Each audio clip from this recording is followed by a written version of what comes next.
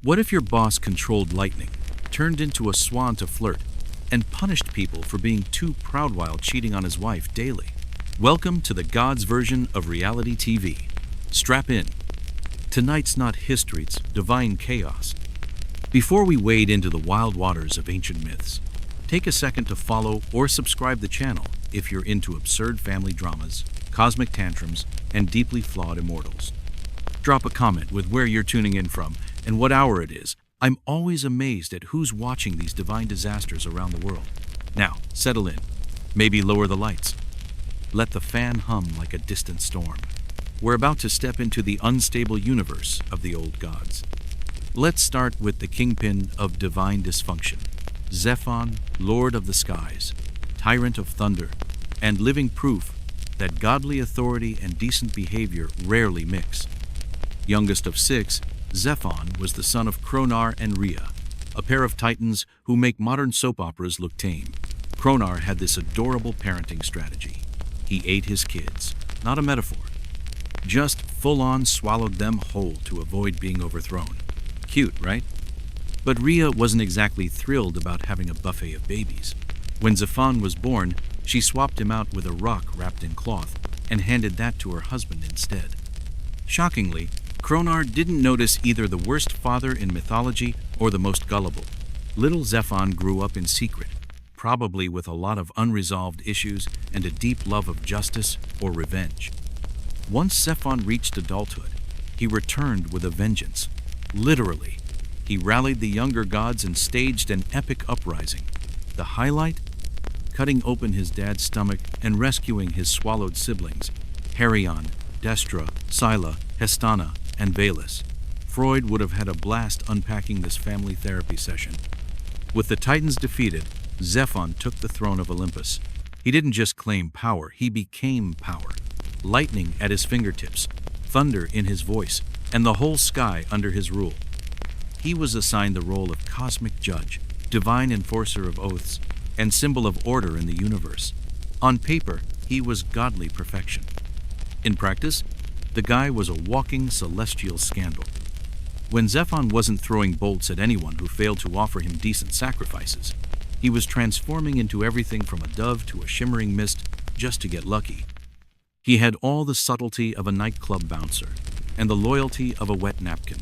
His romantic escapades included goddesses, forest spirits, mortals, and probably a confused houseplant or two. Bulls, swans, eagles if it had feathers or horns, he'd used it to slide into someone's toga. His love life was less divine romance and more mythological Tinder with transformation filters. And despite marrying his sister Heryon, because who needs therapy when you have incest kept his affairs running? Like a cursed assembly line, demigods popped up everywhere, each with a tragic backstory, abandonment trauma, and a tendency to accidentally create world-changing legends. Some gods raised their kids. Zephon just raised questions. But for all his flaws, Zephon wasn't pure chaos. Between affairs and thunder tantrums, he still managed to keep some semblance of order in the cosmos. He enforced oaths, especially the ones he wasn't breaking, dished out divine punishments, often with impressive theatrical flair, and kept arrogant mortals in check, though being more arrogant than him took serious talent. He was admired, feared, and constantly creating Olympus-level PR disasters. With charisma strong enough to command armies and personal boundaries weaker than a spiderweb in a hurricane, Zephon was a paradox, a guardian and a menace, a symbol of justice wrapped in golden drama. And now, let's meet the woman who had the unfortunate honor of being his wife, Heryon, goddess of marriage, childbirth, and ironic suffering.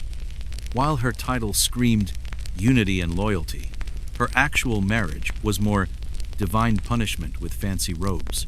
She was also Zephon's sister, because in Mythland, family trees are more like tangled vines. Their wedding was supposed to be the blueprint of celestial matrimony. Instead, it became the longest-running grudge match in immortal history. Heryon spent centuries wading through waves of betrayal, deceit, and an alarming number of people transformed into cows, trees, or garden statues.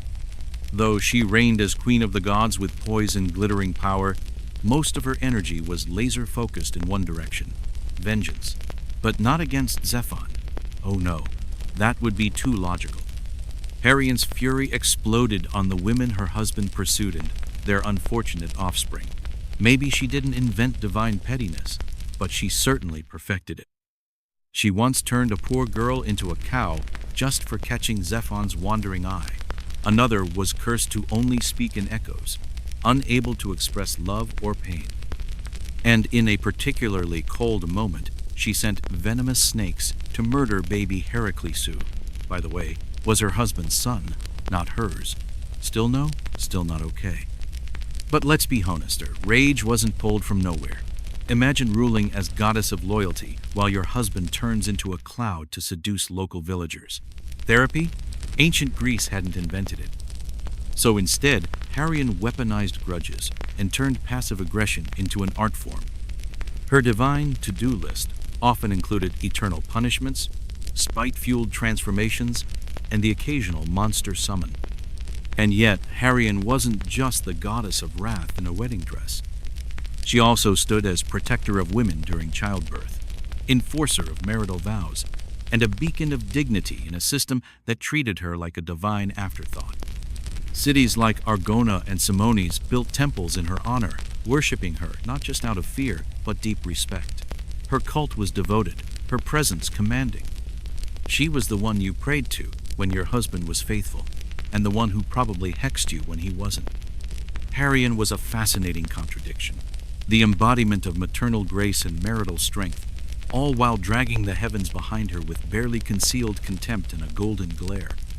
Her story wasn't just one of jealousy, it was about a woman expected to symbolize loyalty in a palace of betrayals, and who survived by turning her rage into ritual and revenge into legacy.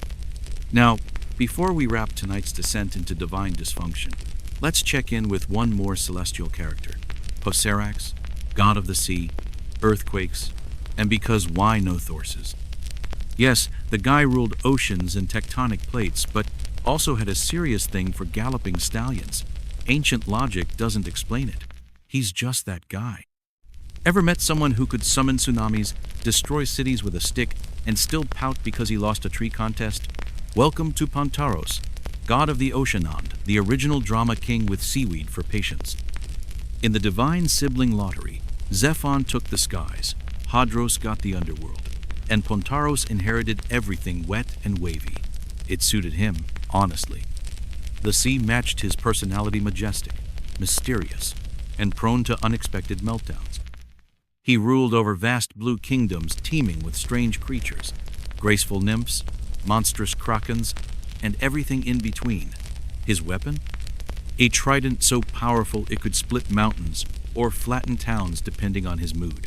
And Pontaros had moods. Not just a shiny fork.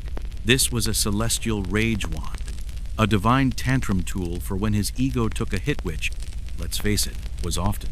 Sailors pleaded for calm seas in his name. Fishermen dropped offerings into the waves. City founders practically begged him not to reduce their architecture to underwater ruins. He wasn't just respected, he was strategically feared. Because Pontaros was chaos in tidal wave form, one day he'd create a shimmering island paradise. The next, he'd drown your coastal village because someone forgot to toss a goat into the surf during ritual season. His emotional stability was about as solid as a sandcastle at high tide. Take the infamous showdown with Athenara, goddess of wisdom and sass. They both wanted to name a city. Athenara offered a humble olive tree symbol of peace and prosperity. Pontaros struck the ground and summoned a salty geyser. The people chose olives. He chose lifelong vendetta. That pretty much sums up Pontaros. Divine power meets personal offense, meets ecological disaster. His romantic life? About as messy as his temper. Nymphs, mortals, you name it, chased them all. One infamous encounter with Madeira, a priestess in a sacred temple, ended badly. Madeira was transformed into a snake-haired creature that would terrify generations. Pontaros, naturally, strutted off unbothered. Classic. But let's not paint him entirely with storm clouds. In calmer moods, Pontaros was a patron of prosperity, a protector of seafarers, even a gentle god of fertility. He helped civilizations flourish. People built altars near docks and harbors. The ocean, after all, gave life as much as it took it away. But everyone knew, if you disrespected Hymeven by accident, you'd feel it in the form of an earthquake, a rogue wave, or an exploding volcano. He wasn't evil, just profoundly touchy. A god who demanded respect like it was oxygen, and who reminded everyone, often violently, that the ocean always has the final word. Now, if Pantaros was a crashing storm, then Hadros was the silent void that followed. Not quite hell, not quite peace. Hadros ruled the underworld, a shadowy realm where every soul eventually clocked out. No eternal fires, no devils, just miles of dim eternity and forgotten echoes. He didn't scream for attention. He didn't throw flashy tantrums. While his brothers quarreled and posed, Hadros just managed. The god of the dead, the unloved middle child of the cosmos, he ran the ancient world's spiritual diem efficient, quiet, and kind of depressing. The underworld also named Hadros, because subtlety is for mortals was split into zones. The good folks ended up in Elisera, a dreamy retirement garden for heroes. The average wandered Asphora, a gray meadow of eternal meh, and the wicked, they got Tarnix, the divine detention zone where punishment had no end and no recess. Hadros oversaw it all like a morose librarian with absolute authority. He didn't seek followers, didn't bother with temples. In fact, most mortals avoided praying to him out of fear they'd draw his attention too early. He was that one distant uncle no one invited to weddings but who still sent perfect, handwritten cards.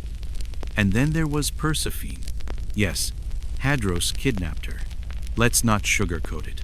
She was picking flowers, minding her own business, when the earth split open and boom, abduction. Definitely a low point, but here's where mythology throws you a curveball.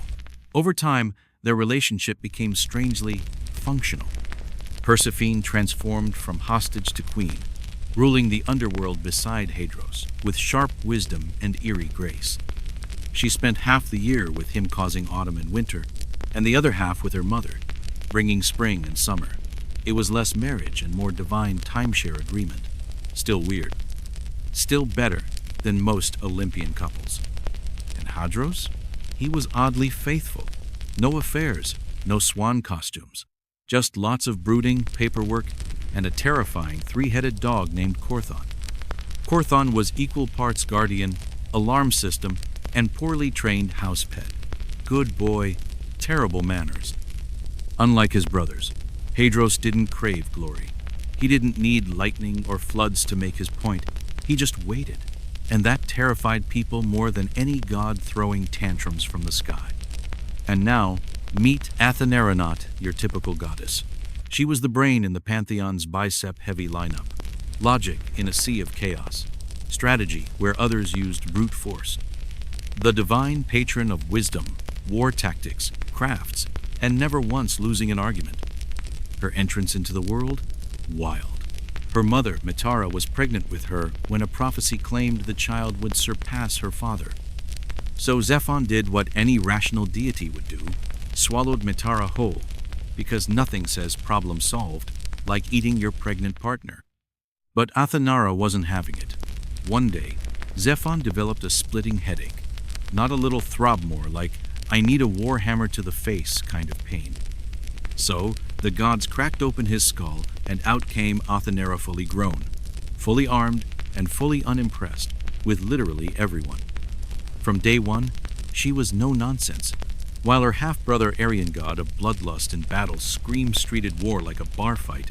Athenara saw it as a chess match. She won with brains, not brute force. She preferred planning to smashing, negotiation to shouting, and still somehow terrified every male god in Olympus. She became the go-to goddess for rulers, scholars, inventors, and anyone trying to survive without turning into a goose. Cities like Athrion were named in her honor. Her temples were filled with marble statues and scrolls, not snakes or hammers. And while she wasn't much for romance, unlike her siblings, she had a deep connection with heroes. She guided, trained, and sometimes trolled them into greatness. To cross Athenera wasn't just foolish, it was fatal. But earn her respect, and you had a divine ally with unmatched intelligence and killer aim. Where other gods fell apart under emotion, Athenara remained calm, focused, and 3 moves ahead. She wasn't just wisdom incarnate. Tesh was Olympus's crisis manager, strategist, and the only one who could roll her eyes hard enough to silence Zephon. If wisdom wore armor and wielded a spear, it would look a lot like Athenara. She was Olympus's brain, with battlefield boots flawless logic and a family fueled by ego and hormones. While other gods were busy transforming into geese and starting love triangles, Athenera was drafting war strategies, solving mortal crises, and judging everyone from a throne made of reason. Where Arion, the war god with the personality of a riot, represented reckless bloodlust, Athenera was discipline incarnate. If he was a chaotic tavern brawl, she was a command center with scrolls, maps, and a 10-step tactical plan. In her divine hobbies, weaving. Not very warlike until you realize her loom was a battlefield of its own. Enter Arachne, a gifted mortal weaver who had the brilliant idea to challenge Athenara to a weaving duel. Bold move. Arachne technically won. Her tapestry was flawless, but Athenara didn't exactly hand out trophies. Instead, she gave Arachne 8 legs and a lifetime spinning webs in the corners of people's ceilings. Moral of the myth? Don't get cocky around the gods, especially not ones who can redesign your DNA out of spite. While every other deity seemed allergic to monogamy and boundaries, Athenara stayed out of the romance circuit entirely. No mortal flings, no tragic love affairs, no seducing anyone while disguised as livestock. She had bigger plans. Cities to defend, heroes to mentor, owls to raise. She was the divine consultant on half of ancient Greece's greatest hits. She helped Odeon navigate his cursed voyage home, stood behind Perseon as he snuck up on Madeira, yes, the snake-haired one, and probably copy-edited the Epic of Ilion with divine margin notes like, "Try less whining here." Athenera was the goddess you called when you needed a miracle and a project timeline. She didn't shout, she didn't seduce, she simply executed. Clean, tactical, always 5 moves ahead. If Olympus had a startup, she'd be the CEO with a quarterly war report already printed and bound. Then, of course, there was Arion, the divine version of a flying elbow, the god of bloodlust, violence, and solving all problems with a sword and very poor judgment. If Athenera viewed conflict as a chess match, Arion saw it as an all-you-can-punch buffet. He wasn't subtle, he wasn't clever, he was pure chaos wrapped in bronze armor. Arion embodied the kind of battle where no one knew who was winning and everything was on fire. Screams, smoke, broken helmets, that was his element. When Arion appeared, you knew 2 things. Something was about to explode, and no one was going to clean up after him. Personality-wise, he was the equivalent of a hornet with muscle sangry, impulsive, and widely disliked. Even the gods rolled their eyes when he showed up. Zephon himself once called him the most annoying divine entity, and that's coming from the king of inappropriate behavior. He lacked patience, grace, or basic strategy. While Greeks celebrated discipline and cleverness, Arion consistently offered neither. He charged in, swinging, shouting, smashing, sometimes winning, often not, but always leaving a mess for someone else to fix. Still, Arion wasn't without fearsome power. He wasn't just the god of war, he was the god of terror. Literally. His twin sons were named Phobos and Deimos, fear and panic incarnate. They often rode beside him in battle, turning enemy troops into trembling wrecks before the first sword even fell. Of course, Arion's love life was just as messy as his war record. His most infamous affair was with Ophelia, goddess of love, which sounds romantic until you realize it ended in public humiliation. Ophelia's husband, the metalworking god Harner, caught them mid-fling, trapped them in a golden net, and invited all of Olympus to come laugh, which they did, loudly. If ancient Greece had tabloids, Arion would have made the cover every week. Despite his chaotic energy, he had his moments especially. in real war. Soldiers feared and revered him. Prayers, sacrifices, and desperate pleas poured in from the front lines. His presence could turn the tide of battle or bury it beneath a wave of fire and broken spears. At the very least, Arion had style. He rode a chariot pulled by fire-breathing horses, thunder in his wake and scorched earth in his path. Strategy? No, but he looked terrifying doing it. And speaking of terrifying beauty, meet Aurelia, goddess of love, lust, beauty, and romantic chaos with extremely high casualty rates. She wasn't just radiant, she was dangerously irresistible. If anyone ever fell head over heels at the worst possible moment for the worst possible person, you can bet Aurelia had a hand in it. Her origins? Well, pick your trauma level. One story says she was the daughter of Zephon and Diona, born of lust and lineage. The other, older version, far weirder. Legend says she rose from sea foam, created when Chronorzephan's dear old dad chopped off Uranus's godly manhood and tossed it into the ocean. And yes, that's the least romantic backstory ever assigned to the goddess of desire. Aurelia's beauty was so otherworldly that gods and mortals alike lost all reason in her presence. Logic? Gone. Loyalty? Optional. She wore a magical sash the Sestarath that made her completely irresistible. Mortals fell to their knees. Gods lost kingdoms. Probably a few trees tried to date her. It was that powerful. But for all her influence over love, Aurelia's own relationships were pure drama.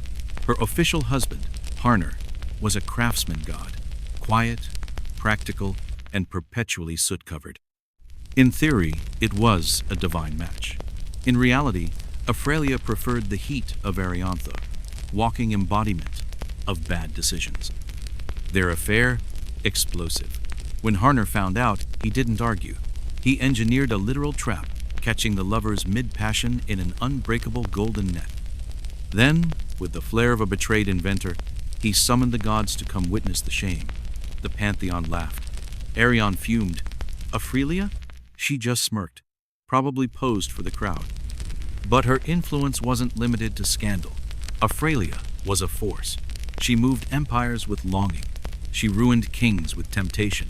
Her domain wasn't just romantic, it was volcanic. To love was to risk ruin, and Aurelia held the match. Despite her chaotic aura, she was deeply revered. Sailors, brides, warriors, anyone seeking love or favor offered prayers, incense, and honeyed words at her temples. Statues of her stood in gardens, city squares, and beside the shrines of fertility, because while her love could destroy, it could also ignite everything good. Aurelia wasn't just the goddess of hearts, she was the goddess of havoc, of passion that blinds, of beauty that breaks. And in the world of the gods, where loyalty was optional and consequence was myth, no one played the long game of affection better than her. In Olympus, public shaming and divine revenge weren't just allowed, they were practically sports. Aurelia, the goddess of love and beautiful chaos, was proof that even passion can spark destruction. Sure, she ignited hearts. She also ignited cities. For all her glamour, Aurelia had a softer touch too. She was the divine wingwoman of bashful mortals, presiding over weddings, inspiring poets, and helping romantics not completely embarrass themselves. When someone whispered a risky confession or tried to flirt their way out of a crisis, it was Aurelia they were praying to know that she always helped. Sometimes she just watched, with popcorn. But never mistake softness for harmlessness. Aurelia could be gentle, but she could also burn the world for a compliment. Case in point, the Golden Apple Incident. 3 goddesses, 1 cursed fruit, and 1 vain Trojan prince. Aurelia promised Helena, the most beautiful mortal alive, to Paris, in exchange for being named the fairest. Flattery wins, civilization loses. That moment of mythological pageantry sparked the Trojan-Wara years-long conflict, where entire cities were razed and heroes died by the dozen. All because Aurelia wanted a title and a gold-plated apple. She was the goddess of love, not logic, and definitely not monogamy. Relationships in her realm came with no warranties, high fire risks, and emotional damage not covered by prayer. Now, let's talk about the one Olympian who actually clocked in every day. Harner, the god of fire, invention, metal, and all things forget, not to mention the official "why am I still working while everyone else is seducing mortals" deity. While his fellow gods spent their time scheming, transforming, or throwing celestial temper tantrums, Harner was in the forge hammering out weapons, building immortal architecture, and probably muttering things like, "Nobody appreciates craftsmanship anymore." He wasn't glamorous, he was practical. And practical doesn't get a lot of respect on Mount Olympus. Harner's origin stories vary and none are flattering. In one version, he's born with a visible limp and thrown off Olympus by his mother, Herion, for not being pretty enough. In another, Zephon himself yeets him from the mountain after a divine family feud. Either way, Harner crash lands on Earth, injured, abandoned, and with enough emotional damage to fill a marble temple. But Harner wasn't the kind of god to stew in bitterness, was the kind to build leverage, literally. He returned to Olympus not with an apology, but with a trap disguised as a gift, a golden throne for Herion that snapped shut the moment she sat on it. When none of the gods could free her, Harner set his terms: restore him to Olympus, or let Herion sit there forever. Negotiation, successful. Back among the divine elite, Harner became their most indispensable member. He crafted Zephon's lightning bolts, Pontaros' trident, and the armor worn by heroes like Achilles. If it glowed, exploded, or shimmered with magic, chances are Harner made it, usually without thanks, almost always without overtime pay. Yet despite his craftsmanship, he remained Olympus's most underappreciated resident. His wife? Assigned, not chosen. That wife was Aphrelia, goddess of divine cheating scandals. While Harner forged wonders, she was sneaking off with Arion, god of loud violence and bad decisions. When Harner finally caught them mid-romance, he didn't shout or rage, "Hey, set a trap." That trap, by the way, was a custom-made golden net designed not just to restrain, but to maximize embarrassment. He caught them mid-affair, invited the gods over to watch. They laughed. Arion fumed. Aphrelia looked like she'd done it for fun. And Harner? He went back to work. He didn't break things, he built them. His revenge was crafted like everything else. He made flawless, practical, and quietly devastating. He wasn't shiny. He didn't seduce. But without Harner, Olympus would collapse under its own vanity. He was the divine blacksmith, patron of artisans, inventors, engineers, and anyone who's ever kicked a broken machine before calmly fixing it with a wrench and curse words. The unsung god of resilience and reason. And now, we speed into the chaos with Herinis, the messenger god, master of commerce, travelers, thieves, and talking way too fast to get caught. He's the guy who'd sell you a magical staff and convince you it was your idea. He had winged sandals, a mischievous grin, and the general vibe of someone who'd win a card game, disappear before paying, and still be your favorite dinner guest. Unlike most gods who needed time to mature into their powers, Herinis hit the divine runway at full sprint. On the day of his birth, yes, the day he escaped his crib, snuck across the countryside, and stole a herd of Apollyon's sacred cattle. Then, just for flair, he invented the liara, a musical instrument made from a tortoiseshell and some divine improvisation. By the time his older brother found out, Herinis was already playing music and acting innocent. And because he was clever and adorable, Apollyon forgave him and even traded the cattle for the liara. That was Herinis in a nutshell.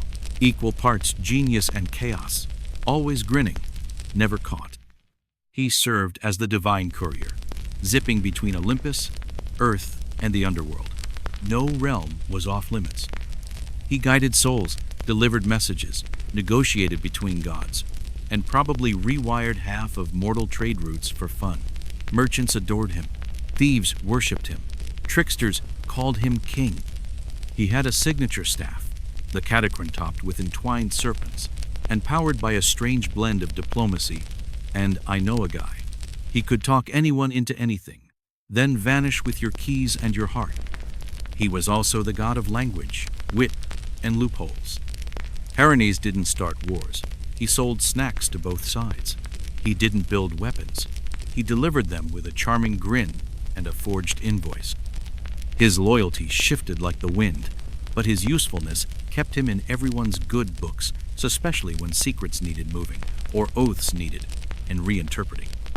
While other gods wanted temples, thrones, or eternal praise, Hermes just wanted speed, fun, and a bit of divine mischief. And honestly, he might have been the smartest of them all. Because while power crumbles and vanity fades, a god who can lie beautifully, disappear instantly, and never get blamed, that's eternal. On his very first day of existence, Hermes managed to sneak out of his divine nursery, steal his brother's enchanted livestock, invent an entirely new musical instrument, and return to his cradle like nothing happened. That was just hour 6. While most gods took decades, or centuries, to stir up mythological trouble, Hermes had it down before dinner. He's often labeled the messenger of the gods, which is technically accurate but wildly undersells his resume. He wasn't just delivering celestial emails. He was running divine smuggling rings, sneaking souls into the underworld, mapping secret paths through enemy kingdoms, and probably inventing the Olympian version of next-day delivery. Wherever mischief brewed, Hermes was already gone, leaving behind only a faint echo of fast-talking excuses and that signature charming smirk. And yet, somehow, he always stayed on everyone's good side. He also held the title of God of Trade, Negotiation, and conveniently flexible ethics, which made total sense, because who better to oversee commerce than the same guy responsible for most of the theft? Hermes embodied the spirit of barter, deal-making, persuasive charm, and finders-keepers economics. He was the divine patron of marketplace, haggling, creative accounting, and the guy who sells you a knockoff scroll and disappears before you realize it. But underneath the speed and sarcasm was something surprising: loyalty. When it mattered, Hermes showed up. He guided Odeon past the enchantress Siraya, helped Perseon slay Medea by loaning him the right tools, and gently escorted souls into the underworld, treating even the dead with respect. He was a trickster, yes, but never heartless. His most iconic accessory? The Caduceona winged staff entwined with twin serpents, mysterious, powerful, and frequently misunderstood. Fun fact, people often confuse it with the modern symbol for medicine. Ironically, Hermes' actual qualifications included high-speed deception, boundary hopping, and rule-bending, not exactly your local pharmacist. If Olympus had a tech department, Hermes would be the over-caffeinated genius who solved your divine glitches in 2 minutes, made fun of your passwords, then disappeared to upgrade the system, read, borrow Zephon's golden wallet. He was witty, restless, often unreliable but endlessly useful. The god of almost there, already done, and please don't ask how. And then, like a sudden quiet after the storm, we meet Detra, goddess of the harvest, agriculture, grain, and whether your crops live or die depending on her mood. When Detra was pleased, the earth flourished, orchards overflowed, fields shimmered with golden wheat, and humanity thrived in her sunlight. But upset her even slightly, boom, global food crisis. No thunder, no lightning, just quiet, slow, devastating famine. Because sometimes the most terrifying power is the one that simply withholds. Detra wasn't flashy. She didn't turn people into animals or wage divine wars, but she could bring civilization to its knees with a single sulk. Her grief was seasonal, her rage harvest ending. Which brings us to her daughter, Persephone. One day, Persephone, the literal springtime child of Olympus, was out picking flowers. Simple, harmless, lovely. Until the ground cracked open and Hadros, ruler of the underworld and part-time emotional vacuum, emerged, scooped her up, and vanished into darkness. A classic Olympian kidnapping. Note, Greek gods had the worst child safety standards. Deetra, understandably, lost her divine composure. She scoured the earth in agony, refusing to let a single seed sprout or branch bloom until her daughter was returned. Crops withered, trees died. Starvation loomed. Mortals pleaded. Deitra replied with one cold mantra: no Persephora, no produce. Zephon, ever the king of delayed leadership, finally intervened, not because he missed Persephora, but because the humans were too weak to deliver sacrifices. A deal was struck. Persephora would split her time, half the year above with her mother, half below with Hadros. Thus, seasons were born. Spring and summer, Deitra's joy fields erupting with color and fruit. Fall and winter, Deitra's heartbreak gray skies, bare branches, and her emotional hangover spilling into nature. So yes, the global agricultural cycle, the thing that feeds the planetus powered by a divine custody agreement and a mother's emotional blackmail. Mythology at its most relatable. Despite her temper, Deitra wasn't cruel. She was just the embodiment of nurturing and loss. She once taught humankind to plant grain, harvest crops, and store food. She gave structure to civilization. But she also had a line you didn't cross. One royal family learned this the hard way when they interrupted her sacred ritual. Her response? She burned their infant son. Because sometimes the goddess of life moonlights as a terrifying earth witch. At her core, Deitra was raw maternal power, kind, ancient, and unforgiving when disrespected. She was the reason humans grew from foragers into farmer sand, the reason they feared every cloudy season. Now, to the god who never met a boundary he didn't giggle at while pouring wine on it, Dianarion, the god of revelry, wine, madness, theater, fertility, and impulsive dancing near open flames. He's the reason ancient festivals got loud, dangerous, and occasionally involved accidental goat sacrifices. Dianarion didn't just represent losing control, he invited it. He was ivy-crowned chaos in motion. Half of his followers were drunk. The other half were mythologically possessed. His parties?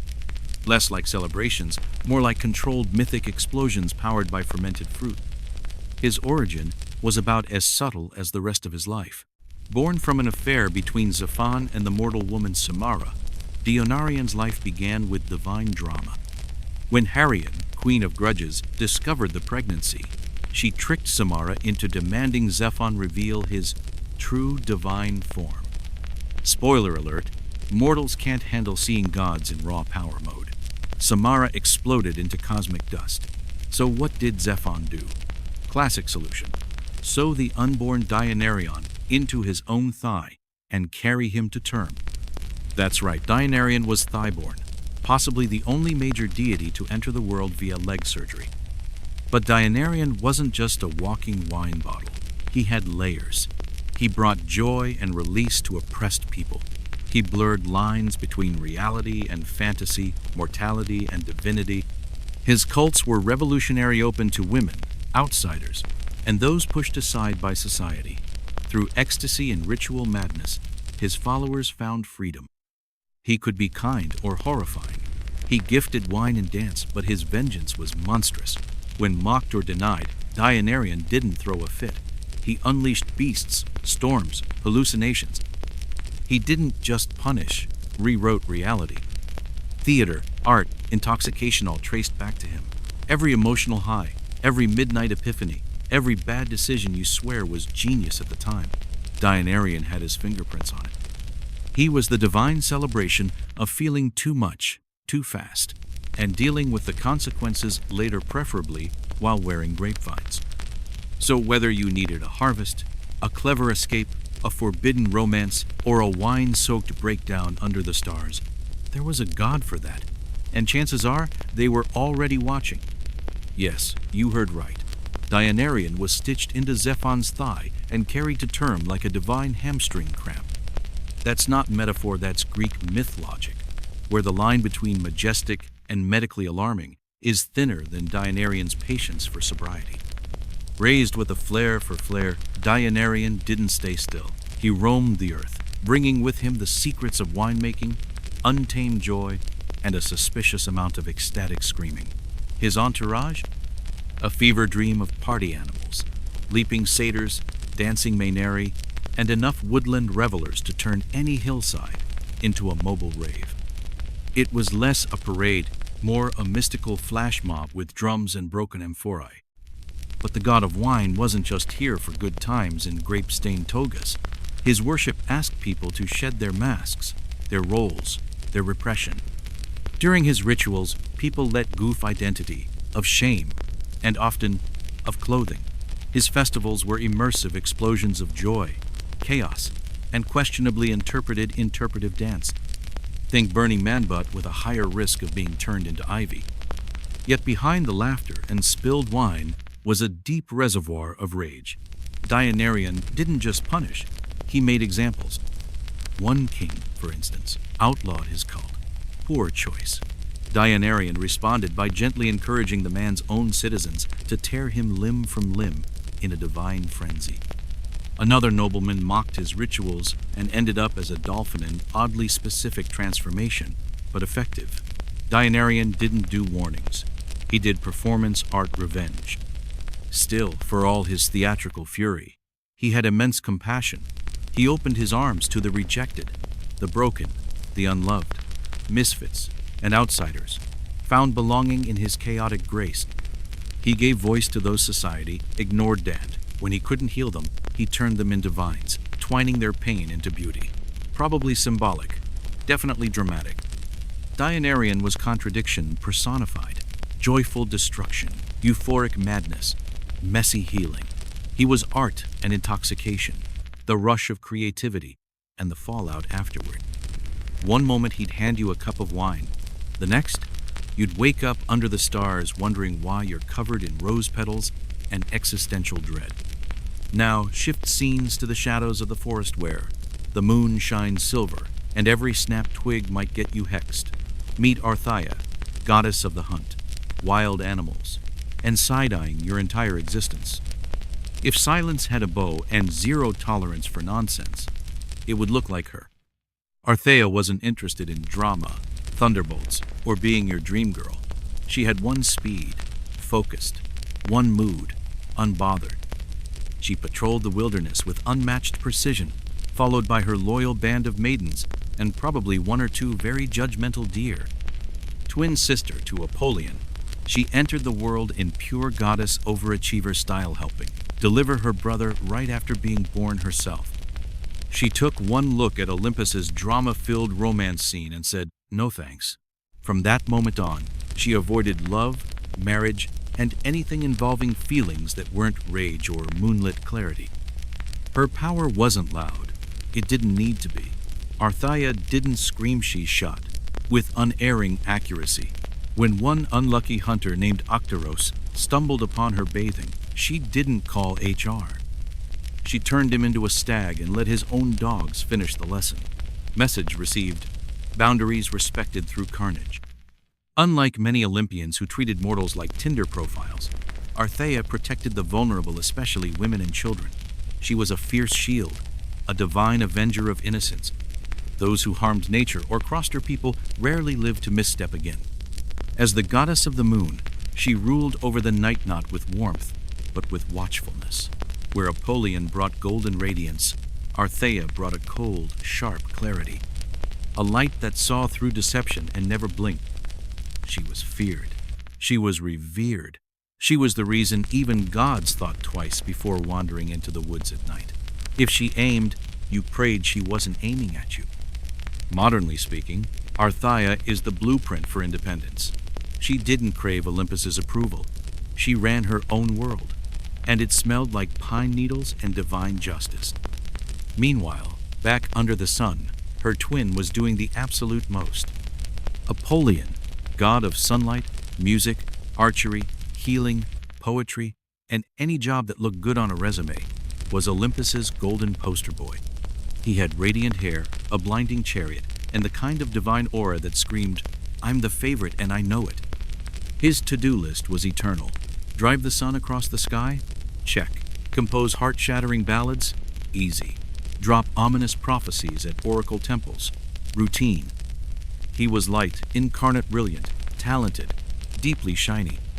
But peel back the glow, and you'll find a lot of feelings. Apollyon wasn't just passionate, he was operatic. Fall in love with him and you'd be serenaded at sunrise and cursed by noon. Take Daphne, for example. She wasn't into him, so she fled. Apollyon chased. She prayed for help, got turned into a laurel tree, and he turned her into a crown. Because nothing says respecting boundaries like wearing your crush as a hat. He mourned her, yes, but he also made it her problem forever. As the god of prophecy, Apollyon technically knew things would end badly. That never stopped him from taking it personally. He'd get rejected, then emotionally spiral while writing 10 new hymns and probably inventing a new scale just to process his grief. His oracle at Deliora was one of the most famous mystical institutions in the world. Priestesses, in divine trances, would speak riddles, truths, and vague metaphors to heroes and kings alike. No refunds, no clarity, just dramatic wisdom wrapped in verse. Apollyon was the sun's fire, ambition's heart, art's raw spark. He healed, inspired, tormented. Every brilliant performance, every devastating prophecy, every perfect sunrise had his fingerprints on it and probably a bit of dramatic sighing. He wasn't just a god, he was an experience. Apollyon didn't have the easiest love life. He pursued mortals with full-throttle passion, wrote them ballads, serenaded them under golden sunsets, and was usually met with a hard pass. His reactions ranged from poetic overreaction to myth-level consequences. Take the case of Hyakrios, a Spartan prince Apollyon adored. During a friendly discus match, emphasis on friendly, Apollyon may have accidentally launched his disc a little too aggressively. Hyakrios didn't survive the hit. Heartbroken, Apollyon turned the fallen youth into a flower delicate, lovely, and blooming with bittersweet guilt. Romantic, if you ignore the part where the flower replaced the funeral. But Apollyon wasn't all torch songs and trauma. He was also a divine healer. His son, Ascalon, became the god of medicine, and Apollyon himself had the power to cure diseases or cause them, depending on how personally offended he was that day. Nothing like a god who could either save your village or plague it, based entirely on whether your sacrifices included decent music. In many ways, Apollyon was Olympus's most dazzling contradiction. Light and storm, charm and rage, power wrapped in poetry, brilliance wrapped in insecurity. He was the kind of god who'd write you a love song so touching it made you weep, and then shoot an arrow at your feet if you didn't clap hard enough. And in the midst of all the thunder and heartbreak, there was Hestarothe, goddess of the hearth, home, and never starting anything she couldn't quietly clean up. If there was ever a divine being who defined peace through presence, it was her. Hestara was the eldest child of Cronar and Rhea, and the first one swallowed whole by their anxiety-ridden father. Later, when Xephon overthrew him, she was also the last to be vomited back, up making her technically both the oldest and youngest Olympian. Welcome to Greek mythology, where logic goes to take naps. But unlike her spotlight-chasing siblings, Hestara opted out of the drama. No divine brawls, no mortal affairs, no dramatic transformations. When offered a throne among the Olympian elite, she gently declined and handed it to Deianirion instead. Why? Because she had more important things to do, like tending the sacred flame that burned at the heart of every home and temple, queen energy, minus the need for a crown. Her presence wasn't loud, but it was everywhere. Every hearth fire burned in her name. Every meal began and ended with a small offering to her. She didn't need temples built in her honor. She was the temple, quietly alive in every warm kitchen, every welcoming doorstep. Hestara was the goddess of hospitality, in a time when offering food and shelter was the difference between life and death. To honor her was to protect the sacred bond between host and guest. To neglect her? Well, no fire for you, and cold bread, possibly forever. Unlike most Olympians, she didn't hurl curses, transform people into fauna, or demand sacrifice in exchange for not ruining your week. She didn't need to be the center of the story. She just kept the story going. If the gods were a dysfunctional office, Xephon would be the CEO with boundary issues, Athenera the genius with no time for meetings, Deianirion the office hazard, and Hestara? She'd be the one making sure the lights stayed on and no one bled on the paperwork. Hestara reminded everyone that true power didn't shout, it warmed, healed, and endured. And then there was Persephone, goddess of flowers, duality, and the best mythological metaphor for seasonal depression ever written. Her story is one of myth's most hauntingly poetic. Daughter of Detra, Persephone was the living embodiment of blooming life until she became the reluctant queen of death. She was spring and stillness, beauty and decay, crown of daisies and throne of bones. One day, she was picking flowers, radiant and unaware, and in classic Olympian romance style, the ground split open and Hadros, ruler of the underworld, emerged and snatched her into the shadows. No introduction, no date, just straight to involuntary marriage via subterranean kidnapping. Her mother, Detra, was understandably devastated. She tore across the world in search of her daughter. When no god or mortal would reveal Persephone's location, she shut it all down. Crops wilted. Rain stopped. Livestock starved. Humans begged. Detra replied, "No Persephone, no harvest." It was only when mortal survival reached crisis levels, and the sacrificial offerings completely dried up, that Zephon stepped in not as a father, but as a god worried about his divine snack supply. The deal? If Persephone hadn't eaten anything in the underworld, she could return home. She had 6 seeds, pomegranate. That tiny act 6 seeds swallowed in sorrow bound her to the underworld for part of the year. And so, a new divine rhythm was born. Half the year, she returned to Detra bringing spring and summer. The other half she ruled below, casting autumn and winter across the earth. The Greeks gave the world the first poetic explanation of seasonal cycles through this dual identity. Persephone, goddess of the bloom and the barren, one foot in sunlight, the other in shadows. Persephone did not remain the trembling girl snatched from the surface. Over time, she transformed into something far more formidable. No longer just the weeping daughter of Detra, she became the calm, commanding queen of the dead. Silent halls echoed under her footsteps. Shadows listened when she spoke. Mortals whispered her name in prayer, not out of fear, but out of hope. They asked her for mercy in the afterlife, for safe passage through the dark. She became the goddess of transformation, not just through the cycle of seasons, but through emotion itself, of growing from helplessness into unshakable control. Persephone wore both flower crowns and iron circlets, stepped through fields of bloom and bones with equal grace. She didn't just represent changes, he was changed. Elsewhere in the mortal world, another girl's name began to rise like a whisper, carried on wind and rumor: Psyche. Before Psyche even understood the word divine, people were calling her one. Her beauty wasn't admired, it was worshipped. Travelers came from distant cities just to catch a glimpse of her. While statues of Ophelia stood forgotten in dusty temples, crowds formed around Psyche like she radiated sacred light. People whispered that she wasn't human, that she must have been born from divine blood or starlight itself. But for Psyche, the attention was empty. The adoration felt like a cage wrapped in roses. She wandered her villages like a walking illusion, applauded, but untouched. No one dared to court her, speak tenderly to her, or see her as anything beyond a living sculpture. She longed for connection, but all she ever received was distance cloaked in reverence.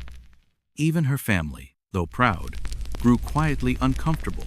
Her 2 sisters had settled into ordinary, warm lives, husbands, homes, the kind of affection Psyche silently craved. But how could any suitor dare approach a woman spoken of as Ophelia reborn? And that was the problem. Ophelia, goddess of love and allure, didn't take kindly to rivals, especially mortal ones. Watching her temples grow quiet while the name Psyche bloomed in the mouths of strangers sparked a flame in her chest, not desire, but wrath.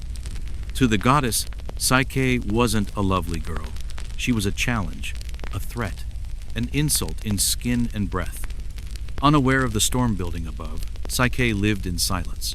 She walked gardens alone, spoke to no one, and stood at her window each dusk wondering if her fate was to be praised by everyone but held by no one. She had never known a lover's embrace or a whispered promise. Her reflection stared back at her with nothing behind it but longing. Beauty had become her prison. No oracles came to explain. No wise priest had answers. Until one day, someone finally appeared. But it wasn't a man, not a prophet, not a human. It was a goddess, and she wasn't there to offer hope. She came with vengeance.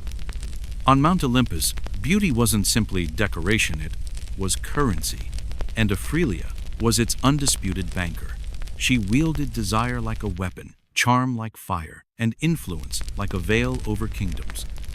But lately, her temples were echo chambers. Her golden statues stood alone. Why? Because mortals had begun to kneel before Psyche, to worship her, to whisper prayers not to the divine goddess, but to a girl. To Ophelia, this wasn't just arrogance, it was blasphemy. Psyche had become a parasite feeding off Ophelia's domain. The goddess didn't see a mortal child. She saw a mockery in flesh. And so, with fury colder than marble and hotter than sun-scorched sand, she acted. She summoned her son, Arion, god of love, but not the gentle, sonnet-writing kind. His arrows did not nurture, they upended. He made queens fall for beggars, kings fall for traitors, and enemies fall into war through obsession alone. He didn't deal in hearts, he dealt in havoc. Ophelia gave him one command: make her fall not into love, but into ruin. Find the vilest, most unworthy creature on this earth, and make her heart burn for it. Let her weep for love. Let her drown in humiliation. Let her be devoured by the very force she supposedly represents. Arion didn't question it. He readied his bow, slung his quiver across his back, and vanished into the wind like a whispered curse. But fate, as always, had other plans. Arion descended through moonlight, quiet as a sigh. The stars didn't blink as he moved. He found Psyche sleeping, the soft flicker of candlelight dancing over her face like ripples over still water. She wasn't just beautiful, she was unbearable to look away from. And for the first time, the god who made mortals fall like dominoes felt the tilt of his own heart. This wasn't supposed to happen. This girl wasn't his to love. She was a task, a target, a punishment to deliver. Yet as he reached for the golden arrow meant to curse her heart with monstrous passion, his hand trembled, and in that breath of hesitation, the tip of the arrow grazed his skin. Just a pinprick, a single drop of divine blood. But it was enough. The god of love had been struck by his own enchantment, and everything changed. In an instant, Arion was no longer his mother's weapon. He wasn't a silent assassin of hearts. He was hers, Psyche's. The girl he was sent to destroy had unknowingly conquered him without lifting a finger. And now, bound by the very magic he once controlled, he made a silent vow. He would love her, protect her, even if it meant hiding in the shadows forever. He vanished before she stirred, the warmth of the wound still pulsing against his ribs. He had shattered 1,000 romances, sparked 100 wars. But now he found himself enslaved by something terrifying and new, a love he couldn't speak aloud. From above, he watched as Psyche's world twisted. Suitors vanished.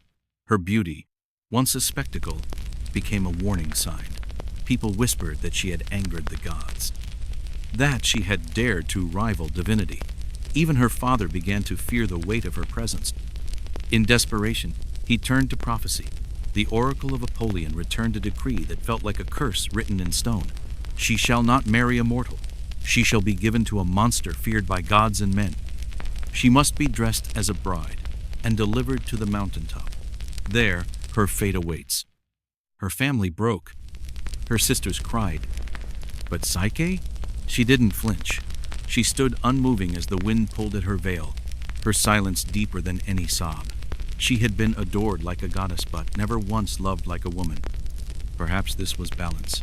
Perhaps this brutal final twist was all that was ever meant for her.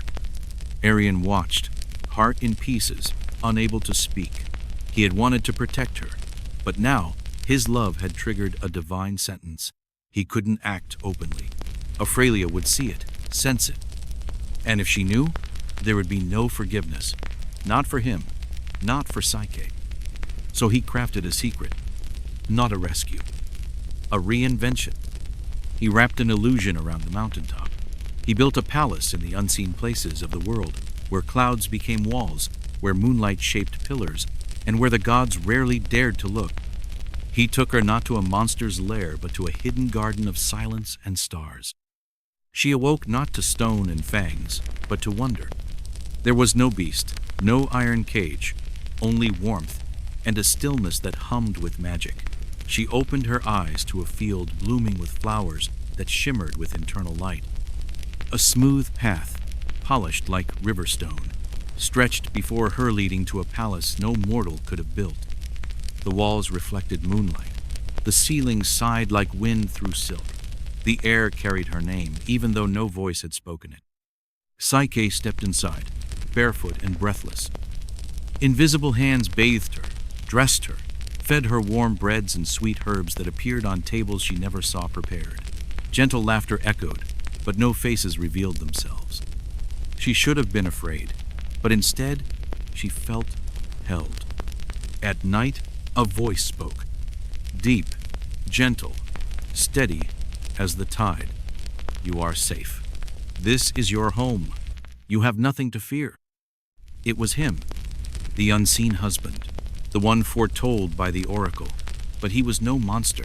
His words were velvet, his presence a comforting hush. He never showed himself, not in the darkness, not in dreams. Yet he was always there, close enough to touch her soul, but never her sight. And she fell. She fell not into fear, but into something warmer, stranger, love without form, touch without vision, a bond built in whispers and shadows.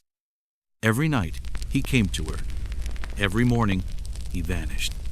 He never gave a name, never let light reveal his shape, but in the dark, he was real. His laughter softened her walls. His hands brushed hers like drifting petals. His breath wrapped around her in ways she couldn't name, and though she couldn't see him, she felt him fully. She wanted more than mystery, more than disembodied tenderness. She wanted to know. But she also feared the answer. She feared that looking would end everything. Because even in the sweetest silence, some truths cut too deep to say aloud. The one request he repeated each night was simple, almost pleading. Never try to see me. Once, Psyche asked him softly, why? His voice, usually gentle, grew rigid with unease. Because if you look upon me, I will have to leave, forever. So she obeyed. But with each passing night, the silence between them became heavier, full of questions left unspoken. How could the man who whispered such tenderness into her darkness be the same beast the oracle warned her of? Why did love wear a mask? Why, when she whispered his name, did he never offer one in return? She tried to convince herself that it didn't matter, that the mystery was a necessary sacrifice for the beauty they shared. But the human heart is rarely satisfied by shadows. Curiosity, once planted, grows like ivy, especially when it's watered by family. And especially when that family comes cloaked in concern and laced with jealousy. Time passed strangely in the enchanted palace. Days folded like silk. Laughter echoed from nowhere. Love bloomed in the dark. But Psyche, for all her comforts, was still alone. She had no one. No friends. No past. Only a voice in the night and kisses that vanished with the sun. Until one morning, the voice that loved her shifted in tone. Sorrow will follow if you see them, he warned. Who? She asked, her pulse quickening. Your sisters. They come with smiles, but their words carry ruin. Psyche's heart cracked open like a frozen lake. She missed them bickering, boisterous, imperfect. They were her last connection to the girl she had once been, before palaces and invisible servants. Before love without a face, she begged, just once, let her see them. Arion hesitated, torn between dread and devotion. He relented, but gave her a single warning. Do not let their words undo what we have built. Trust me, even if they don't. So the same wind that once carried Psyche to this hidden paradise now swept her sisters to its gates. When they arrived, their laughter was too tight, their compliments too polished. They embraced her, lips trembling with false delight, eyes darting from column to curtain in disbelief. She looked radiant, wrapped in silks, finer than royal robes, her skin bathed in moonlight, her eyes calm and soft. She looked more goddess than mortal. But envy has sharp teeth, and her sisters wore polite smiles like daggers. "Where is your husband?" one asked. Psyche smiled, hesitant. "He comes only at night. I've never seen him." They froze. "You've never seen him?" they echoed, horror creeping into their voices. She nodded. "He won't let me. He says if I look, I'll lose him." Their concern sharpened. "Or maybe he's hiding something," the eldest said carefully. "Maybe he's not a man at all," the other added. "What if he's a monster? A creature who hides in shadow and laughs while you dream?" Their words dripped with sisterly sympathy, but Psyche heard the edge. The rivalry that never truly left them had found new fuel. "Is this love?" one whispered.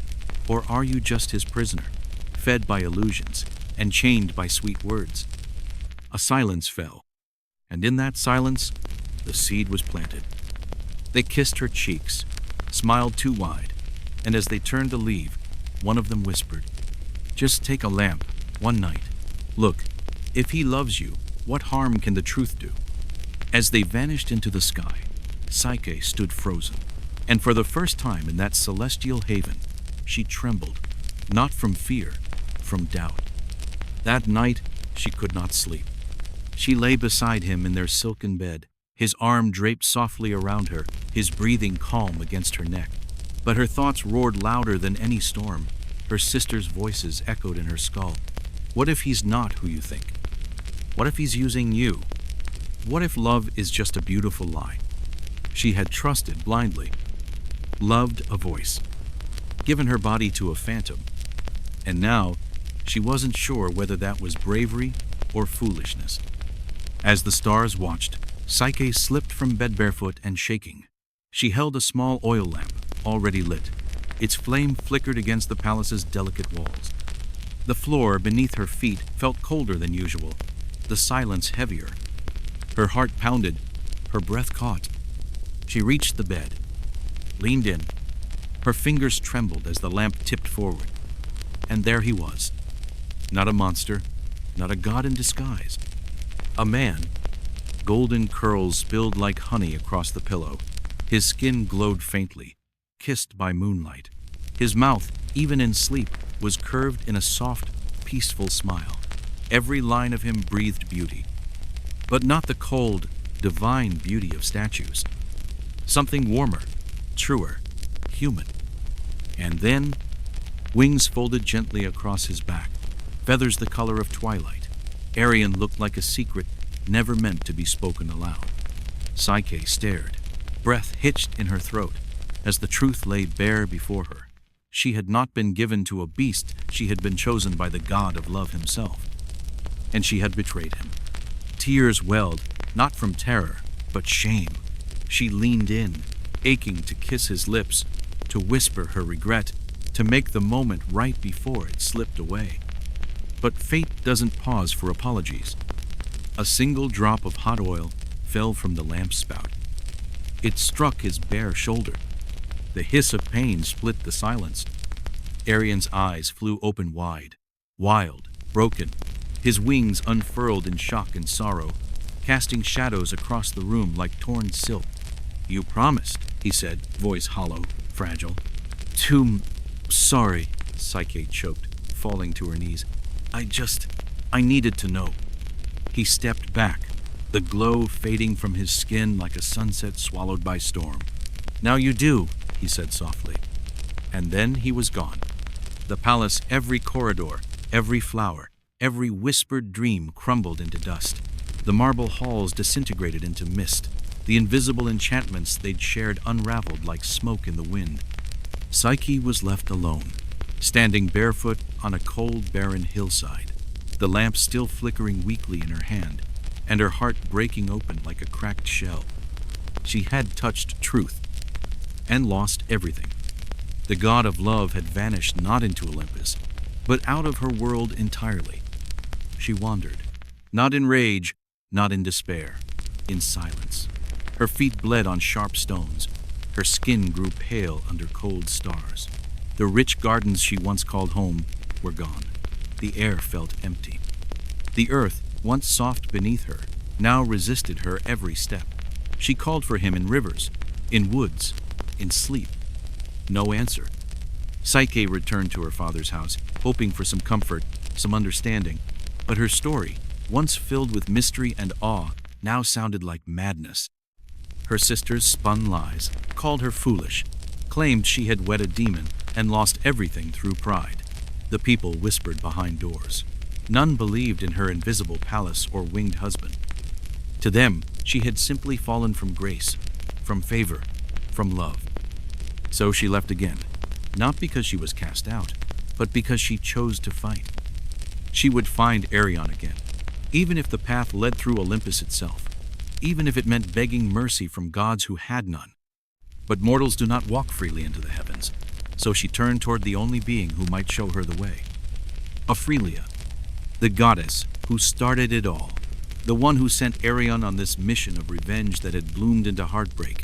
Psyche trembled at the thought of facing her, but her resolve burned hotter than fear. If even a spark of love remained in Arion's heart, then she would crawl across the stars to reignite it. She found Ophelia not in a golden temple, but in a private sanctuary, where mirrors reflected her from every angle.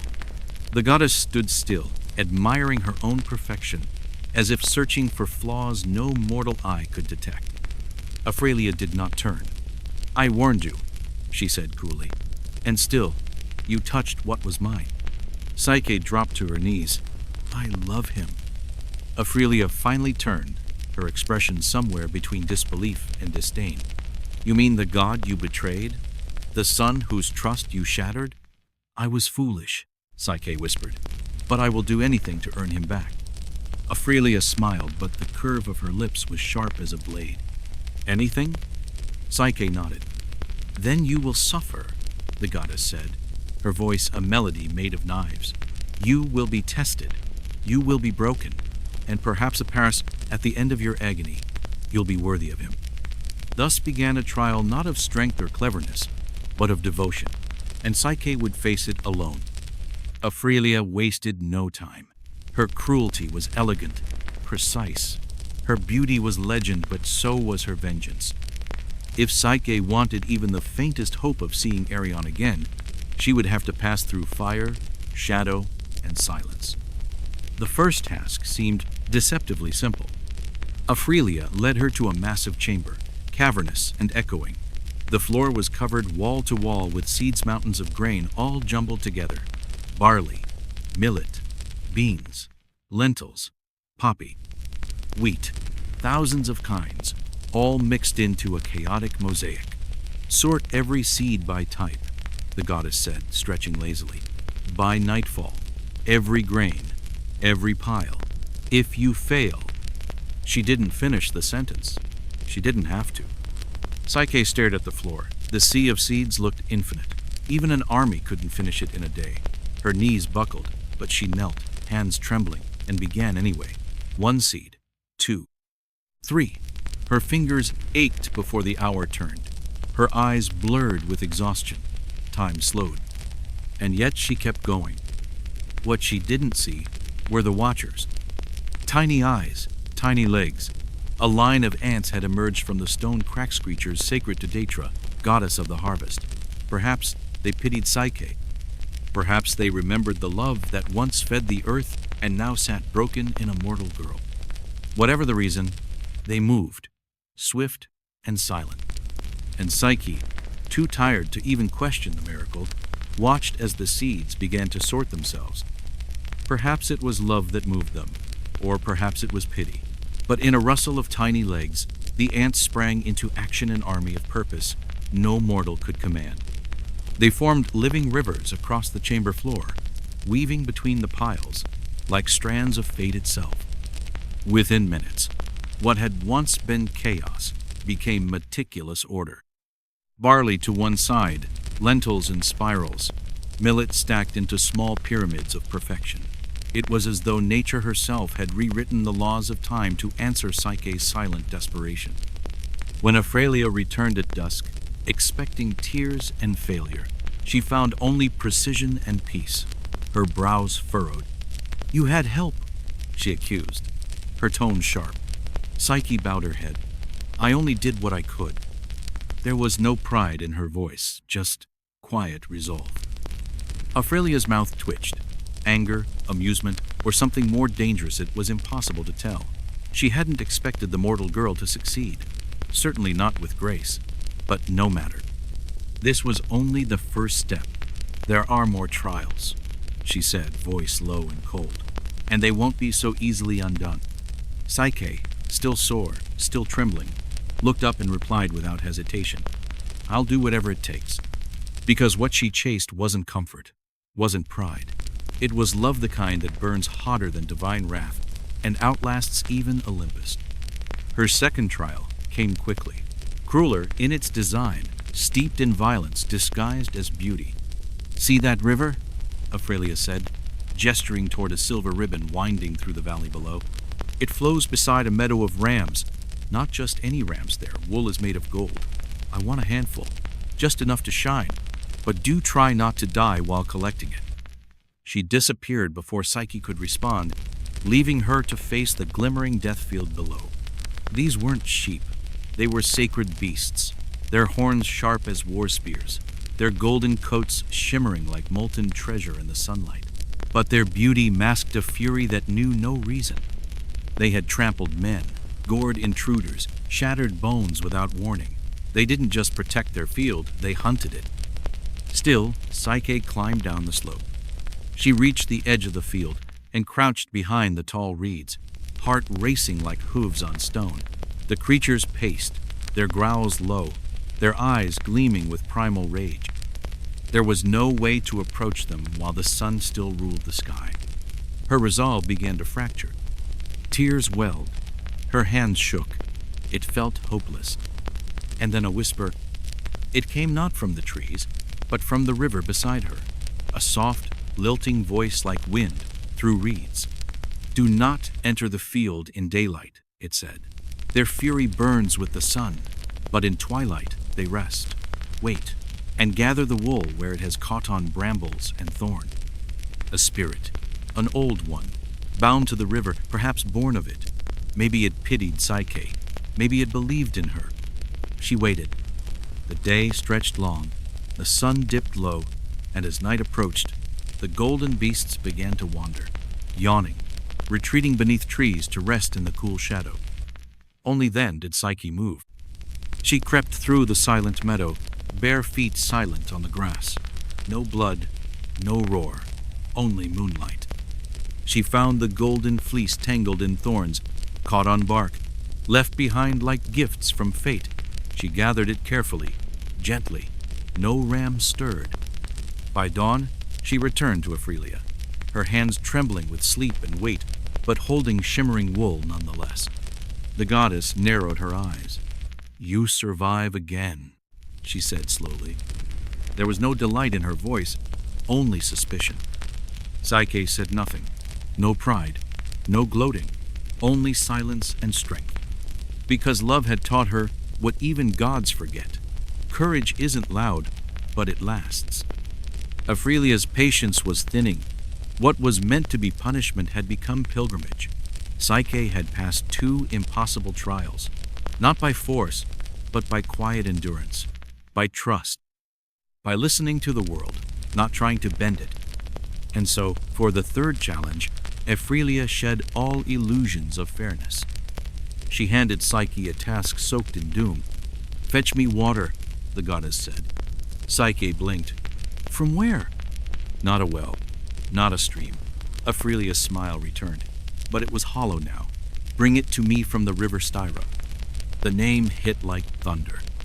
The Styra was no ordinary river.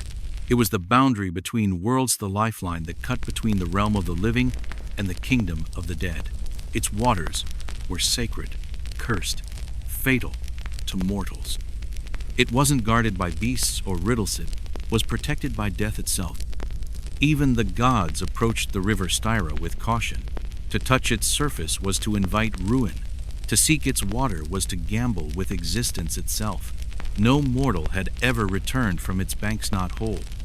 But Psyche nodded without flinching. Her journey took her to the edge of a jagged cliff, so steep it looked as though it had been carved by ancient giants. Far below, the Styra twisted in eerie stillness. It didn't flow like a river. It coiled like a sleeping serpent, black as obsidian, glistening like a mirror forged of curses. Vapor hissed from it, carrying whisper scries of the dead, soaked in memory and madness. Worse still, it was guarded. Above the river, monstrous winged sentinels shrieked through the ancient spirits of the underworld, with claws that could flay the soul from bone. They circled endlessly, guardians of a realm that had no doors and no mercy. There was no way down, no path forward, no hope.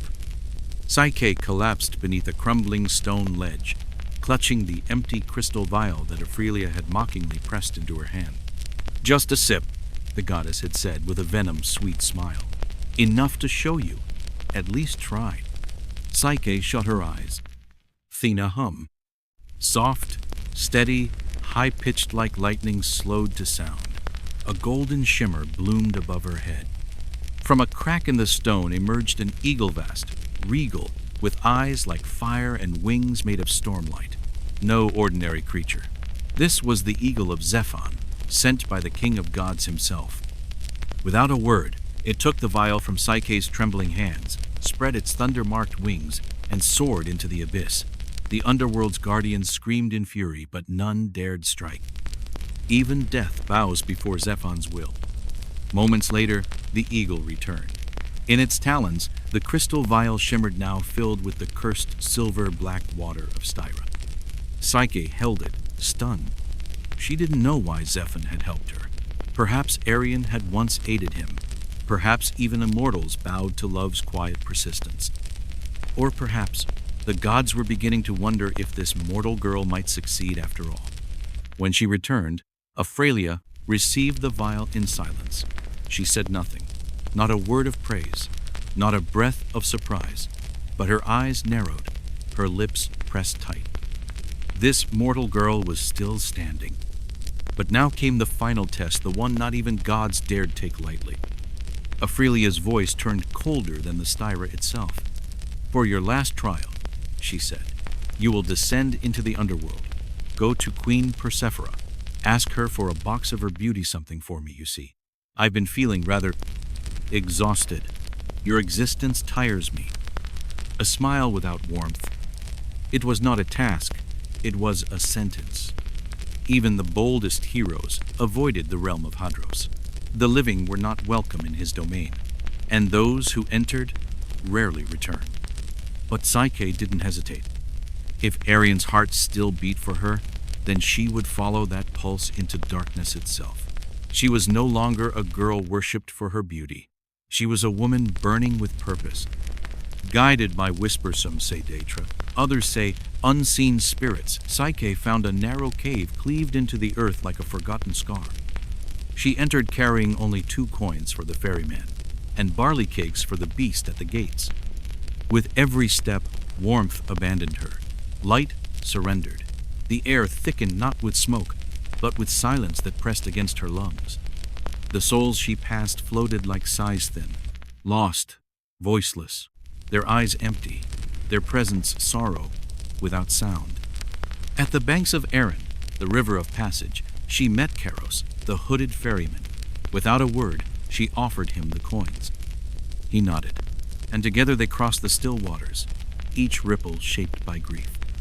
At the gates of Persephora's palace, Serbion, the 3-headed guardian, rose with a snarl that rattled stone. Psyche knelt and offered the cakes. His growls softened, his eyes dimmed. One head sniffed her palm, then he stepped aside. Inside, the Queen of Seasons waited. Draped in robes of midnight, Persephora sat upon a throne of obsidian, her eyes the red of polished garnet calm, knowing. "You come seeking beauty," she said, her voice neither cruel nor kind. "But at what cost?" Psyche didn't flinch.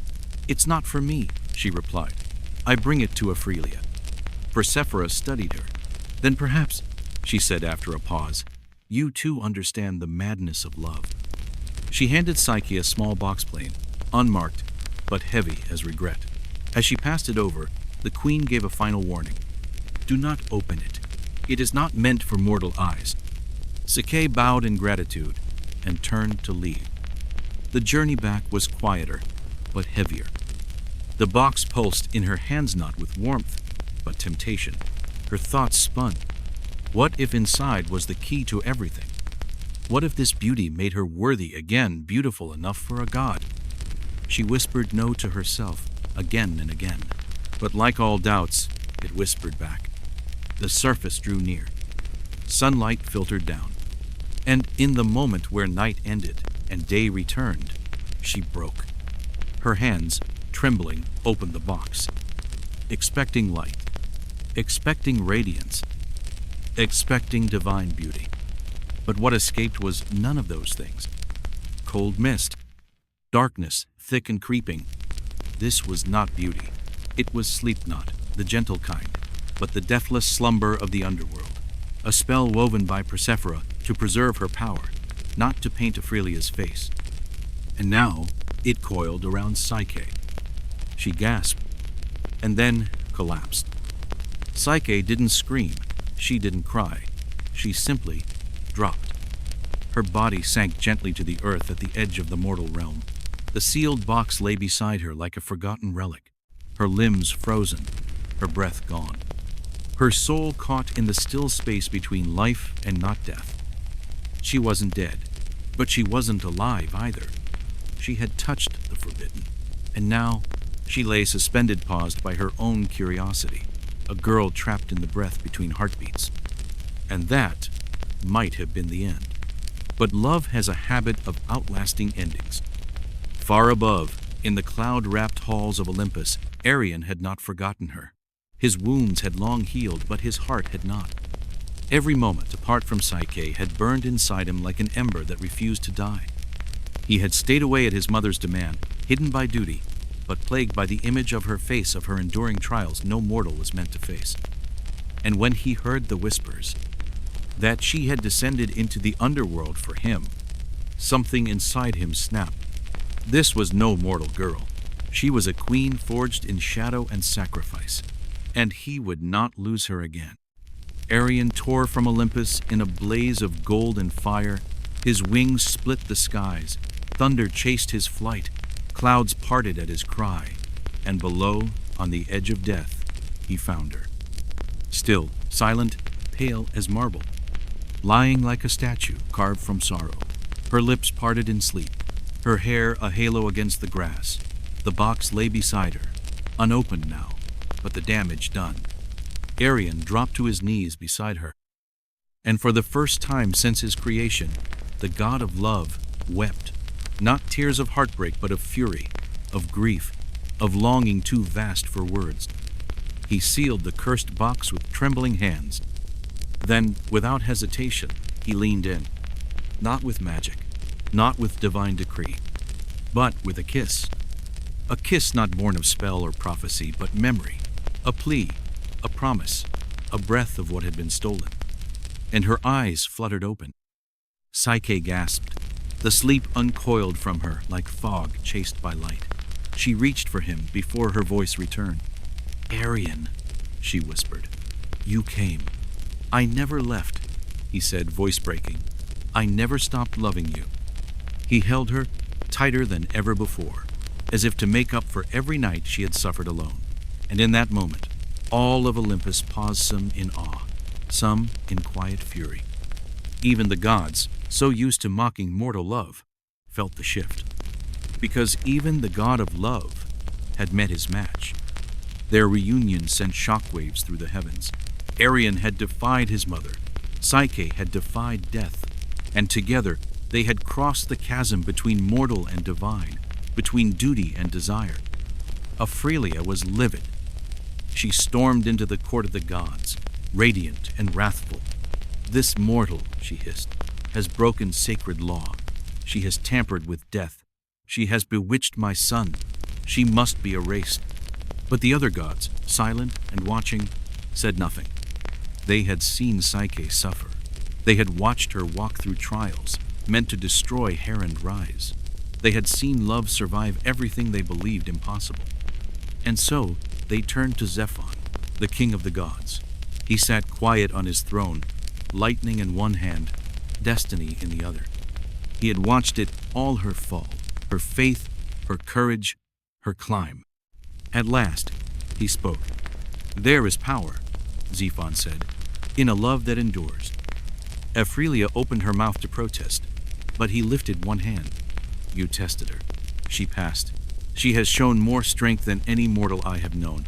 She is not beneath Olympus. She is proof that mortals can love as fiercely as we." Then he turned to the two below him, to Arion and Psyche. "You wish to be bound forever?" They both nodded. "Then so be it." Zephon raised his arm, and a goblet appeared filled with ambrosia, the drink of gods, golden, eternal. He offered it to Psyche. "Drink," he said, "and your mortality will end. You will become one of us. Your heart will carry eternity. Your soul will burn with divine flame. But your journey will remain. You will carry it, as all gods carry the stories that make them." Psyche took the goblet. Her hands didn't shake. She drank. Warmth flooded her, not fire but blooming, like sunlight in blood. Her heartbeat didn't race, it deepened, slow and eternal, echoing across time. And just like that, she became divine. No longer mortal, no longer lesser. Arion took her hand. The gods looked on, and in the heart of Olympus, they were declared husband and wife. For once, love had not ended in tragedy. It had been crowned. The moment Psyche drank the ambrosia, her transformation was not just of form, but of spirit. Her skin shimmered like starlight woven with breath. Her eyes no longer held tears but constellations. Every scar from her journey became a glowing mark of power, and the gods who once dismissed her now stood in awe. For the first time in Olympus's long, storied memory, a mortal had earned her place among the gods, not by bloodline, not by divine favor, but by something infinitely rarer: devotion. Psyche was no longer the girl whispered about for her beauty, no longer the mortal who had wandered palaces in silence. She was now Psyche, the immortale goddess in her own right. Even Ephralia, who had once cursed her, who had called her unworthy, could not deny what now stood before her. A woman who had faced death and darkness, temptation and betrayal, isolation and agony through it all, had chosen love over pride. The goddess of desire did not offer warmth. Forgiveness, after all, was not her specialty. But Arion, both her son and now Psyche's husband, stepped forward. "She is not a rival to your beauty, mother," he said gently but firmly. "She is something else entirely, the soul that understands love." And in that single truth, the tension broke. Not completely, but enough. Ephralia said nothing, and that silence was surrender. Zephon rose from his throne. "She shall be the goddess of the soul," he declared, his voice echoing through Olympus. "For her name Psyche means both soul and breath. Her trials have not polished her into perfection, but forged her into what love must become when it endures." A great feast followed. Ambrosia flowed like waterfalls. The stars spun in celebration. Even the fates, those weavers of destiny who so rarely smile, looked upon the tale they had threaded and nodded in quiet approval. Psyche stood beside Arionaut as a bride, not as a mortal, but as an equal. They watched over the sky above and the mortal world below, guardians of love and the journey of the heart. And from their union came Hedona, daughter born of love and soul, the goddess of joy, of warmth, of shared laughter after sorrow. Where once Psyche had walked through thorns and shadows, now she danced through eternal light, not because she was flawless, but because she had loved, fallen, suffered, and risen. She had proved something no oracle ever could, that mortals, even the broken-hearted ones, could reach the heavens, one step, one choice, one trial at a time. And so the love story of Arion and Psyche did not end in sorrow, as so many mortal loves do. It ended in transformation, not into myth, but into truth, a truth whispered across centuries, from temple steps to firelit bedrooms, from story scrolls to secret journals, from ancient dreamers to modern lovers. Real love, true love is never easy. It is tested. It is wounded. It is doubted. But when it survives, it becomes eternal. Psyche's journey began with beauty, a blessing twisted into a curse.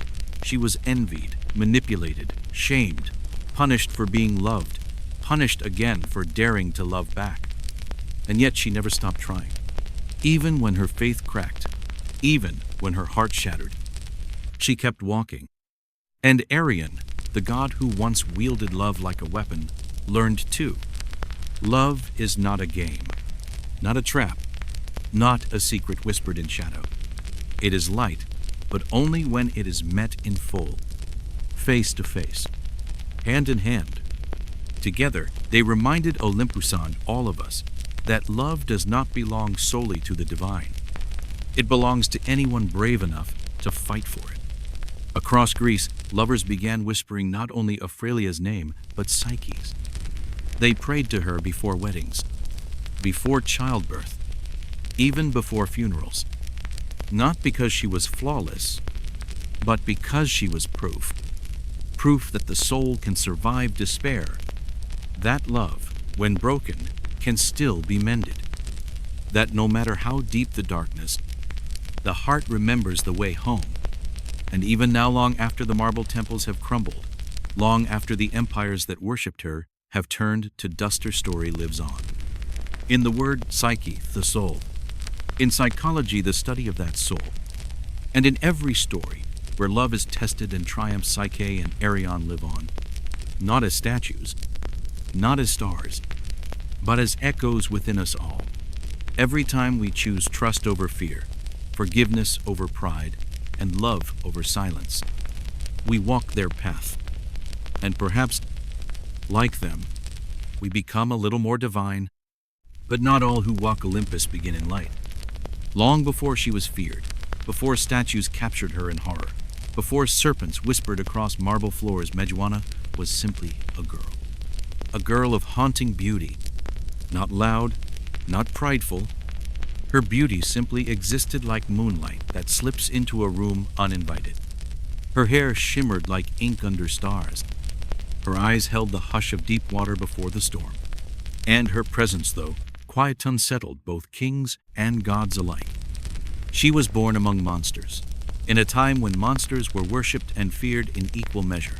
Her sisters, Stennis and Euryla, were fierce, immortal, wild by divine design. But Medwana was different. She alone was mortal. She alone could die. And perhaps that made her all the more powerful. Yet Medwana desired no crown, no lovers, no glory. She chose something far rarer. Devotion. One god, in particular, had begun to watch. Not a god of wisdom, not a god of restraint, but a god of storms, of sea foam, of appetite, the kind that swallowed coastlines and cracked the hearts of mortals. Poseidros, lord of the deep, had taken notice. And while Medwana held tightly to her vousalance, purity, devotion, fate had already begun to twist the threads of her life. Because in Olympus, even purity wasn't safe. In fact, it was bait. What should have been her sanctuary would soon become her prison. Far beneath the surface, in coral halls and salt-breathing caverns, Poseidros ruled with tempest and thunder. He tamed sea beasts, shook the earth with rage, and claimed what pleased him with little thought to consequence. But now his hunger shifted, not toward nymphs or queens, but toward a mortal Gurla temple maiden. He had heard of Medwana.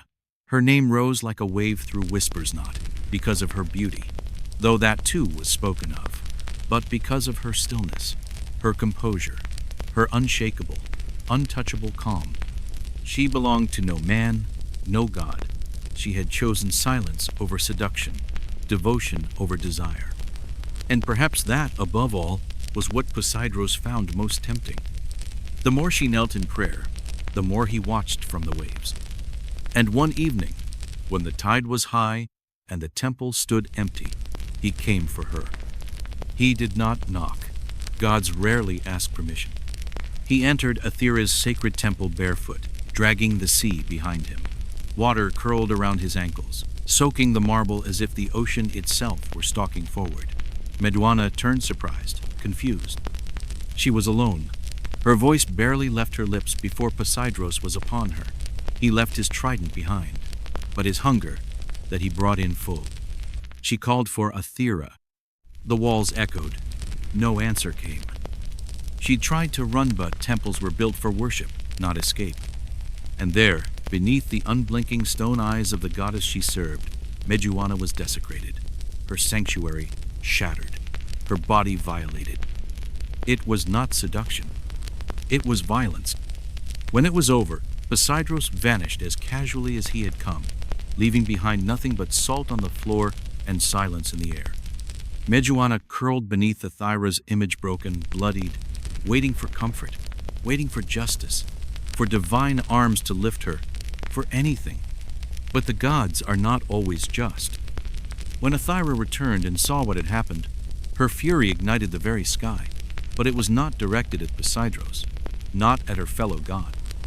It was directed at Medwana. Whether out of divine pride, sacred denial, or the unspoken laws that protect power, Athera cast her blame not on the one who shattered the sanctity of the temple, but on the mortal who bled on its floor. There could be no forgiveness. No voice was raised in Medwana's defense. Temples did not apologize. Gods did not explain. And purity, once broken, was not mended. It was punished. She was to be made an example of that no mortal or god would ever forget. The temple floor still glistened with seawater as Athera descended from her pedestal. Medwana knelt beneath her, trembling, tears streaking down her cheeks, her hands still clasped in prayer. Hope flickered in her eyes. But mercy never came. Athera's voice rang like iron through the marble halls. "You have brought shame into my house. Let the world see what becomes of beauty that invites destruction." And with one motion, silent, swift, final, she touched Medwana's forehead. The transformation was instant. Golden hair writhed into serpents, living, venomous, hissing not in fury but in betrayal. Their scales shimmered like cursed jewels. Their movement echoed the soft gestures Medwana had once used to braid her hair in the morning sun. Her skin turned pale, cold, inhuman. Her breath rattled. Her lips lost color. And her eyes, those quiet, ocean-deep eyes, became a weapon.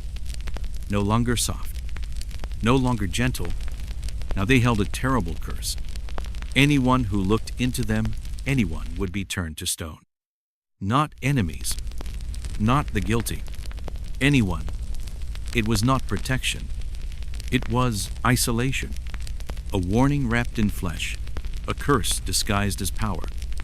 Medwana cried out, her voice rising in horror, but it came twisted, jagged, no longer hers. Her throat burned with rage and pain. Her tears dripped down, not as salt, but as poison. She fled the temple. There was no place for her anymore. Not among gods. Not among mortals. Not even in death. She became myth before she could mourn. A nightmare whispered to children. A story twisted to fit someone else's comfort. But Medwana was not a monster. She had only been made one by gods too proud to admit fault and too powerful to be questioned. Now, even her tears had dried before they fell. Her breath had slowed to stillness. Her reflection shattered every mirror that dared try. Worst of all, Medwana could no longer meet the gaze of another soul without turning them to stone. Athera did not weep. She did not turn her eyes in sorrow. She simply watched cold and towering as her once devoted priestess unraveled into something else entirely. A monster. The temple doors closed behind Medwana with the echo of finality. She fled not as a sinner, not as a traitor, but as something far more tragic, a betrayed believer. Her cries echoed through the hills, but no gods came running, no comfort followed. She had no home, no temple, no sisters. No name whispered in prayer, only stone trails left in her wake. From the cliffs of Olympus, Athira returned to her throne, unshaken.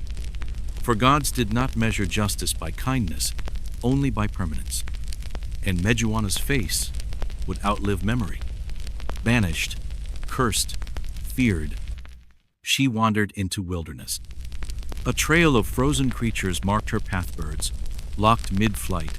Deer turned to statues mid-leap, even insects caught in her cursed gaze, forever still in perfect silence. She sought a place where no man would follow, a place untouched by Olympus or men's ambitions, a windswept, crag-edged island, lonely, brutal, and forgotten by maps. There, in the howling cliffs, she made no home. No roof, no altar, no shrine. Why build walls when even the stars refused to look upon her? Why beg safety from gods who had betrayed her? The cave she entered was already filled with statues. Not crafted, not carved accidental monuments.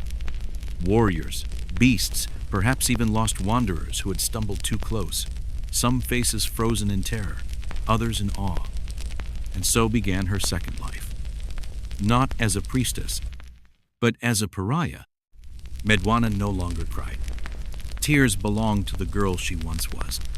The girl who believed justice would come. The girl who had whispered prayers and offered olive oil in devotion. The girl who thought love could be earned through loyalty. That girl died beneath the shadow of Athira's marble gaze. In her place stood something else. Not a monster, but a woman shaped by betrayal. The serpents in her hair whispered not in words, but in instinct. They sensed approaching feet, warned her of blades drawn in silence. They hissed with her heartbeat. Her curse had become her armor. And her soul? A flicker, a memory, a ghost she no longer chased. She began to carve. The walls of her cave became her only truth. With sharp stone and bleeding fingers, she etched the past faces she once knew, hands that once held hers, the towering image of Athira, her sisters, the temple hall, her memory fading into lines and dust. And still they came. Heroes, lured by legend, by songs of a cursed maiden with deadly eyes. They came not to free her, not to speak, not to understand. They came to kill her. To them, she was not a woman. She was a beast to conquer, a symbol to slay, a shortcut to glory. None of them returned. They underestimated not just her power but her pain. And yet, with each death, Meduana felt a piece of her humanity slip further away. She was not gone, but she was fading. Olympus did not speak her name. The gods who had created the curse looked elsewhere carefully, deliberately. They had wiped their hands clean. And down below, across the cities of men, her name changed shape. It no longer passed from mouth to mouth in mourning. It was retold like a fire tale. It was twisted, reshaped, rebranded. Meduana the Gorgon, Meduana the Temptress, Meduana whose gaze turned men to stone. They buried her past, her devotion, her loyalty, her temple years. They cut out the part where Poseidros had violated her, where Athira had punished the wrong soul. Poets smoothed the edges, priests erased the truth. It made for a cleaner story. Children were told, "Obey your parents, or Meduana will come in the night." Soldiers carved her face onto shields not to honor her, but to use her as a mockery, a ward against evil. Her image spread like wildfire on pottery, in mosaics, etched into walls. Her snarling mouth, her serpent crown, a weapon, a warning, used by the very gods who had cast her out. And in exile, Meduana felt every stone of it. She had not asked to become a legend. She had not asked to be feared. She had simply survived. And to those in power, nothing is more threatening than survival. But not everyone believed the lie. Far from the temples and gleaming cities, in villages nestled deep in the mountains, some women still whispered her name in reverence. Elders left offerings in shallow caves. They murmured she protected the hurt, that she watched over those who had no gods left. That Medwana's wrath fell only upon those who tried to harm what had already been broken. They did not fear her. They pitied her. They called her guardian of the wronged. But their voices were soft. Their candles flickered, and the roar of the hero myth louder, shinier, easier drowned them out. Back in her cave, Medwana did not know what the world had made of her. She did not know her name had split in two: monster to some, martyr to others. What she knew was this: no matter how far she hid, they would keep coming. Men with polished armor, with swords drawn and egos burning. Men who thought killing her would make them gods. Men who had never cared. They never saw who she was, only what they had made her become. And somewhere far from her windswept island, far from caves carved by silence and sorrow, a new challenger was being born. A boy, a prophecy, a weapon. Perez, they would call him, the man who would become a hero. In Medwana's final visitor, while she lived in exile, her legend spreading like wildfire across temples and scrolls, Perez was born in a prison of silence, silence shaped by fear. His mother, Denia, had been locked away in a bronze chamber by her father, King Acreon, desperate to stop a prophecy that foretold her son would be his undoing. But the gods do not fear prophecy. They deliver it. Zephon did not arrive with romance, nor mercy. He came as golden rain, slipping between stone walls and parental warnings. From that divine trespass, Paris was conceived. When Acreon found the child, he dared not slay a son of a god. So he sealed Denia and her infant inside a wooden chest and cast them into the sea. An execution disguised as mercy. A coffin floating in the name of fate. But the sea ruled by Poseidros, the very god who had once destroyed Medwana, refused to finish what another had started. The waves spared them. They washed ashore on the island of Serion, where a humble fisherman took them in. Denia raised her son in secrecy. She taught him strength in silence, dignity in survival. She never spoke of Zephon, never told her son what kind of god had sired him, only that he must choose who to become. Paris grew into a sharp-eyed young man, clever, strong, but untested, until King Polyxion of Sarion, drunk on power and possessiveness, decided he wanted Denia for himself. Paris stood in the way. So Polyxion smiled his crooked smile and said, "Bring me a gift." A trap hidden behind false laughter. "I want the head of Medwana." The room erupted in mockery. It was a demand meant not to be fulfilled, but to humiliate. But Paris, pride stung, unaware of the truth behind the name, accepted. And Olympus watched. Aethera, still nursing a quiet guilt over what she had done to Medwana, saw an opportunity not for redemption, but for balance. She and Hermione, the swift-footed messenger, came to Paris in dreamlight and whispers. They gifted him tools, in diverse, winged sandals, to carry him across sky and sea. In diverse, a mirror-polished shield that could reflect what should never be seen. In diverse, an unbreakable blade forged of starlight and death. And the helm of shadows Hadros's Onto vanish from mortal sight. In diverse, these were not just gifts. They were weapons of myth. Perez had not been chosen to slay a monster. He had been chosen to complete a story that had not begun with him, but with a girl kneeling in a temple, waiting for gods who never answered. Perez set off not with hatred, but with hope. He carried a kingdom's expectations and a hero's hunger. But to find Medwana, he needed answers no mortal could give.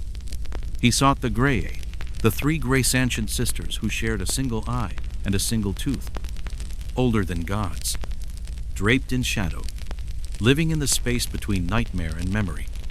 They were kin to Medwana, and they knew where she had gone to be forgotten. Paris didn't beg. He waited wad until one passed the eye to another, and snatched it. "Tell me," he growled, "or remain blind forever." They hissed, but they told him of a place beyond maps, beyond sea and Starin Island, where statues wept silently in stone, where no birds sang, where even gods avoided the air. And so he flew sandals cutting the clouds, sword heavy at his side, shield strapped tight, the voice of Polyxian still echoing in his ears. He saw himself returning triumphant, mother safe, king shamed. He did not yet question the story. No one had told him that Medjuana's curse was a punishment, not a crime. No one had told him that her cave was lined not with enemy bones, but with the shattered dreams of heroes who had come seeking glory and found only grief. The gods had prepared him but not warned him. They had taught him how to slay, not how to understand. When he landed on the shores of her island, the world itself seemed to hold its breath. There was no wind, no birdsong, just statues, hundreds of them, mouths open in a scream they never finished, eyes locked in terror, fingers frozen mid-reach. He stepped over the broken dead soldiers and sailors, men whose armor still gleamed but whose stories had long since crumbled. He drew the sword. He held the shield. He moved silently into the cave, just as Athira had told him. But no one had told him why the statues looked surprised. Why, in their final moments, their faces twisted not in rage but in realization. Perez descended deeper. The air grew thick not just with moss and serpent musk but with sorrow, a sadness that soaked the walls. Then he heard it. A hiss. Soft, rhythmic, familiar. Not a threat, a warning. And there she was. Not charging, not awake. Medjuana slept, curled upon a bed of stone, her arms tucked in. Her hair a crown of resting serpents lay quiet. In the mirror of his shield, her face appeared, and Perez froze. She didn't look like a monster. She looked like someone who had been left behind. A woman, not a beast. Not roaring, not deadly, just tired. He hesitated. This was not the fury etched into shields. This was not the nightmare spun into bedtime threads. This was a tragedy with closed eyes. But still he had a task. He remembered his mother, the king, the humiliation. So he raised the blade. One snake lifted its head. She stirred. Her eyes blinked, still closed. She did not fight. She did not scream. And in that moment struck. The sword flashed. The silence broke, and her head fell into the enchanted satchel. The serpent still curled, the mouth still peaceful, and the island exhaled. The curse, it seemed, was lifted. Or, so he thought, because you can kill a body, but not a story. Medjuana's tale was far from over. Clouds swallowed the sky, but the silence of that island still clung to him. Not the silence of triumph, not the hush of heroism. Something colder. The satchel pulsed. Though severed, the head was not lifeless. The serpents twitched within, hissing softly, their tongues tasting the air. Even dead, Medjuana had not closed her eyes. They remained open, wide, unblinking, still capable of turning the world to stone. Perez didn't dare look. The gods had given him a weapon, a divine trump card. But now, flying back across the sea, wind tugging at his cloak, he began to wonder, at what cost? As the waves churned below, shadows moved beneath the surface. The sea stirred. The balance had shifted. Poseidros felt it. Athira sensed it. The fates whispered. And far above Olympus, a storm began to curl at the edges of heaven. Still, Perez pressed on. He focused on what came next, returning to Serene, facing Polyxian, freeing his mother. The song said he would be a hero. The statues would bear his face. But the satchel in his hands told another tale. He remembered the mirrored shield. He remembered her face. She hadn't snarled. She hadn't screamed. She had been asleep. Was that a monster? Or had he slain a woman shaped by misunderstanding? He pushed the thought away. The gods had guided him, hadn't they? But then, the satchel began to hum. Not with sound, but sensation. A slow, subtle vibration like sorrow, remembered in bone. Medwana was still aware. Even now, even in death. And though Paris would go on to fight monsters, rescue innocents, earn his glory, he would never sleep soundly again. Because sometimes, in the silence of night, he swore he heard the rattle of serpents beneath his bedroll. And sometimes, in dreams, he saw a girl, kneeling in a temple, praying to gods who never answered. He returned to Sarian like a storm. Wind tangled his hair, armor glinting, satchel tight beneath his cloak. The people erupted in cheers. They did not know what he carried. They did not know what it had cost. King Polyxian, smug and silver-tongued, stood waiting. "You brought me a gift?" he sneered. Perry said nothing. He simply opened the satchel. For the briefest second, Polyxian met her gaze. Just a second. It was enough. His skin cracked. Stone bloomed across his jaw like frost. His eyes widened and froze. His final breath locked behind marble lips. The king was gone. The palace burst into screams. Guards fled. Courtiers collapsed. Dia, his mother, ran into his arms, tears in her eyes. But Perez said nothing about the cave. Nothing about the girl. To them, Medwana was a monster defeated. A prize. An obstacle overcome. No one asked who she had been. But Perez remembered. The way her body fell. The peace in her sleeping face. The truth behind the myth too late to matter. Still, the world sang his name. Temples rose. Songs spread. He was called Gorgon Slayer, breaker of curses, champion of gods. Marble was carved in his image, never hers. In time, Athera summoned him to Olympus, not to praise him, to collect what had always belonged to her. She did not ask for the sword, the sandals, or the helm of Hadros. Only the satchel. The head. Paris obeyed, saying nothing as he placed the enchanted bag in her hands. With practiced ease, Athera removed the head of her former priestess and affixed it to her aegis-her sacred shield. Now the face of Medwana radiant, once human snarled, in frozen rage from the bronze curve of a goddess's arm. Wherever Athera went, war followed. Enemies turned to stone. Cities fell. Shrines bore her image and not Athera's but hers. The Gorgon, the cursed, the monster, not the girl. No one asked why she was cursed. They asked only what her power could destroy. But not all mouths repeated the official tale. Some whispered that Athera had not claimed a weapon. She had granted Medwana immortality. That in death, the priestess had finally been restored to her goddess not as a servant, but as a blade, a force, a legend. That Medwana, betrayed and broken, now looked out from the aegis watching every battlefield, seeing everything the gods could not, would not. She had not been erased. She had been repurposed. And yet, even turned into an icon of terror, her truth remained buried. Because power rarely tells stories truthfully. It tells them conveniently. And so her tale lives in fragments.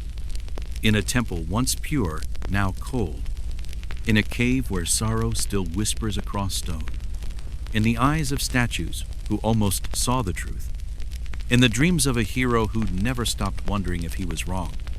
Medwana, not slain, transformed, not forgotten, just rewritten. Because sometimes the gods don't silence their mistakes. They immortalize them. Some say Athera granted Medwana immortality not as punishment, but as penance. By placing her on the aegis, the goddess ensured Meduana would never be forgotten. The girl who once whispered prayers inside a marble temple now stood etched into eternity, her face immortalized in bronze, her truth too heavy to bury. Even the gods, it seemed, would have to carry the weight of their mistakes. But the truth is, with all things divine was tangled in paradox. Aethera had once condemned Meduana for shaming her temple. Now she wielded that same shame as a trophy. The transformation was complete.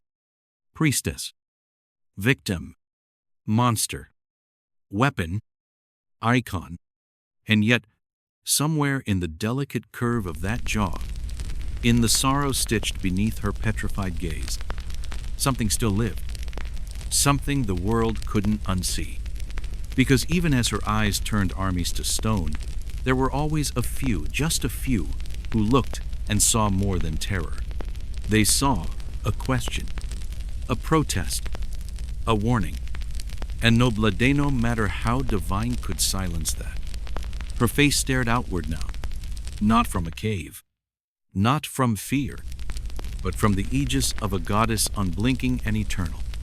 To most, it was a symbol of divine terror, a weapon that shattered courage, a curse turned into military advantage.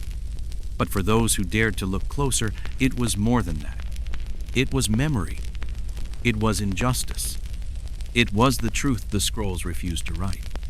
For centuries, warriors marched into battle with her face leading the charge, unaware that the weapon they carried had once been a woman who never raised a hand in violence. Her curse, forged from divine betrayal, had become a tool of empire, a silence weaponized, a life edited into fear. And still she saw. Her eyes bore witness long after her voice had faded. She watched kings rise and fall.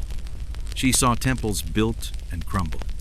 She watched the altars of gods grow grand, while the truth of her story crumbled beneath gold and marble.